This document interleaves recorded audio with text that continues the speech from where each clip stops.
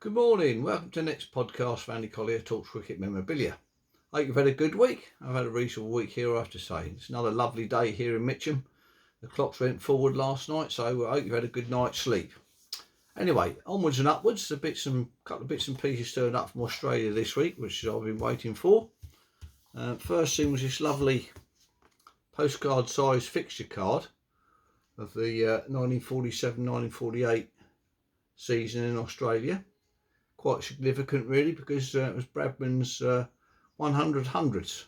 If you look on the internet, it will have you believe that he scored his 100 hundredth in the test match in Sydney, but it was actually the 172 he got for the Australian 11 at Sydney, 172. So that's where a little bit of confusion there, but it's a lovely card, I have to say.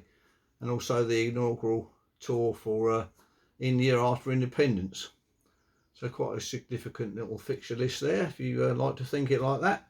But really pleased to have that in the collection, I have to say. Who's it by? Berger Paint, which is a... I thought they were sort of more West Indies, but that must be Mr. Berger in the middle, I suppose. But it established 1760. So been around a long time. Covered a lot of walls, I expect, that paint. Anyway, the other thing that turned up was this lovely coin. Don Bradman coin. What have we got? A $5 coin, 1996. And it sort of comes on a sort of a credit card type thing there.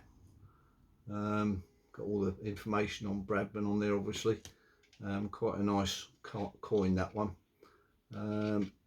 Royal Australian Mint, uncirculated. So I don't know how many of these coins were made. I haven't actually asked anybody if they knew, but I imagine quite a few. But an uncirculated coin there from the Royal Australian Mint, 1996. So quite a nice one.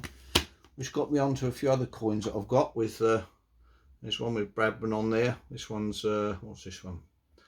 It's Don Bradman, 20 cents.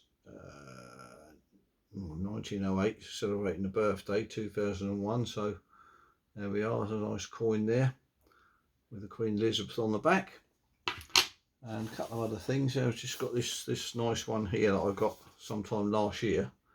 Again, the Bradman one. In a nice presentation box. Could have got it out of the box beforehand, but I didn't. So there's a nice one there. Look, the Australian Mint, 1996 $5 coin. So it's a bigger version of that other one by the looks of things. Quite a nice boxed item there with Bradman on. And then there's a couple of other bits there. These MCC medallions. England v Australia 1877 to 1977. There's two types there. This one is silver gilt. That one, quite a nice medallion there. And this one here is a silver one, I believe. Oh, sterling silver. There we are.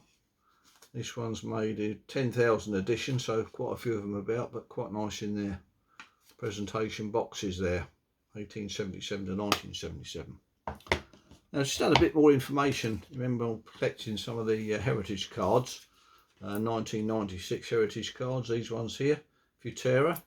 A little bit more information about that actually this weekend, concerning the Keith Miller signatures.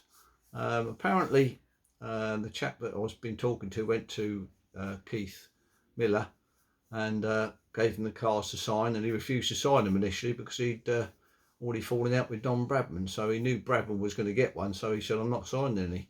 Anyway, apparently he sort of just grabbed a packet, or grabbed a few, and signed 59 of them apparently, and then he wouldn't sign any more. So that little disagreement went back a long way with Bradman.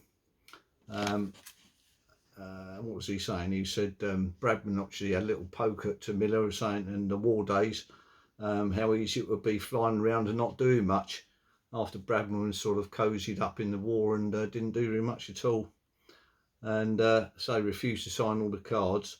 And then Keith Miller's title for Don Bradman was Mr. Stolen Valour. So there was obviously a little bit of animosity there between those two, and so it went down a long way. So anyway, it's just a little bit more information on the heritage cards and why that Miller didn't sign too many of them. So they're pretty rare cards, and I think they command quite a bit of money when you get when one of them comes up at auction. Anyway, that's a little bit more information on those. That's about it for this week too. So I hope you've enjoyed that one. I'll see you on the next one. Cheers.